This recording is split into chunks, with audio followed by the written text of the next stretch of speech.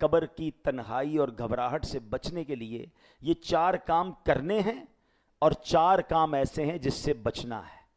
ٹھیک ہے, یہ 8 کام غور سے سن لیں. قبر میں جو 4 کام گھبراہٹ سے بچائیں گے وہ نمبر 1 ہے نماز. نیت کریں انشاءاللہ نماز آج کے بعد قضا نہیں کریں گے انشاءاللہ. نماز اندھیری قبر کا چراغ ہے, نماز آپ کے لیے نور کا کام کرے گی. دوسرا عمل صدقہ.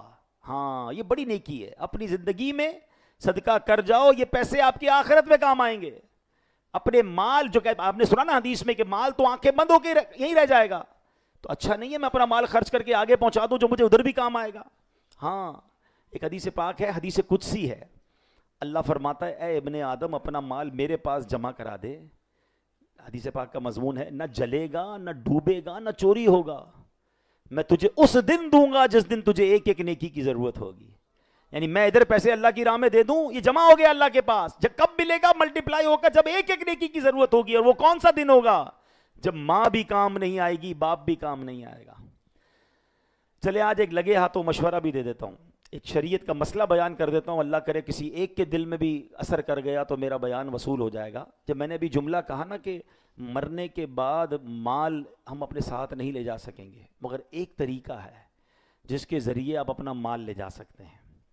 حدیث پاک روایتوں میں آتا ہے, شریعت کا مسئلہ یہ ہے کہ انسان اپنی زندگی میں اپنے مال کی 1/3 1/3 کی وصیت کر سکتا ہے. یعنی میں اور آپ یہ وصیت کر سکتے ہیں کہ میرے مرنے کے بعد میرے مال کا 1/3 میرے ہی ایصال ثواب کے لیے نیکی کے کاموں میں خرچ کیا جائے. تو اب کیا ہوگا کہ ہمارے مرنے کے بعد 1/3 ہمارے ایصال ثواب کے لیے خرچ کرنا پڑے گا ہمارے ورثاء کو, باقی 67% جو وہ خود بانٹ لیں. بہتر یہ کہ 30% کی وصیت کر لیں, تو انشاءاللہ اس کا بہترین آپ نتیجہ دیکھیں گے. میں مثال دیتا ہوں, یا بالدار لوگ بھی بیٹھے ہیں, آج کے دور میں کوئی مالدار 10 کروڑ روپے چھوڑ کے مر جائے, کیا اس کے بچے 3 کروڑ روپے کے اس کے لیے ایصال ثواب پر خرچ کریں گے؟ آج کے دور میں ایسے بچے ہیں. ہم ملتے ہیں مرنے کے بعد, اربوں پتی ماں باپ کے بچوں سے ملے کہ بھائی تمہارے امی ابو کا انتقال ہو گیا, ان کے لیے کوئی مسجد بنا دو, کوئی مدرسہ بناؤ, کوئی کنواں کھدواؤ, کوئی نیکی کے کام, یتیموں کی کفالت کرو تاکہ تمہارے ماں باپ کو ثواب ملے. کہتے نہیں ابھی تو کاروبار سے پیسے نکالنا مشکل ہے. باپ اربوں چھوڑ گیا, بیٹے کو توفیق نہیں ہو رہی خرچ کرنے کی. اگر وہی باپ وصیت کر جاتا تو جتنا چھوڑ کر جائے گا اس کا 30% انشاءاللہ اس کے اوپر خرچ ہوگا. الحمدللہ تحدیث نعمت کے لیے عرض کرتا ہوں, میرے والدین نے الحمدللہ یہ وصیت کی تھی, اور اللہ کی رحمت سے جب میں نے یہ مسئلہ پڑھا تھا تو میں نے اپنے امی ابو دونوں سے عرض کیا تھا کہ آپ یہ وصیت لکھیں کہ آپ کے انتقال کے بعد آپ کے مال کا 30% آپ کے اوپر خرچ کیا جائے. والدہ کا انتقال ہوا, جو بھی ان کا مال تھا, زیور تھا, 30% الگ ہو گیا. بھائی بہنوں میں کسی کو کوئی اعتراض نہیں ہوا. اس 30% سے الحمدللہ میری ماں کے نام پر مسجد تعمیر ہو گئی. والد صاحب کا انتقال ہوا, ابو کے انتقال کے بعد 30% الگ ہوا. اللہ کی رحمت سے 1-2 اسلامی بھائی اور بھی شامل ہو گئے, 2 مسجدیں ابو کے نام پر تعمیر ہو گئیں.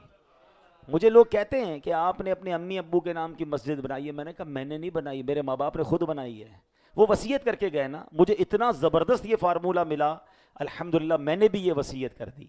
اب جتنا بھی مال ہے آپ کے پاس, آپ کو یہ ٹینشن نہیں ہے میرے بچے میری فکر کریں گے کہ نہیں کریں گے. میرے مرنے کے بعد میرا 30% اگر مجھے مل جائے ایصال ثواب کی صورت میں, صدقہ جاریہ کی صورت میں, ہاں زندگی میں بھی خرچ کرنا ہے, زندگی میں بھی آپ زکوٰۃ دیں, صدقہ و خیرات دیں, مگر اپنی مرنے کے بعد اپنی فکر خود کریں. آج کا دور ایسا نہیں کہ بچے جناب ہمارے بعد فکر کریں گے.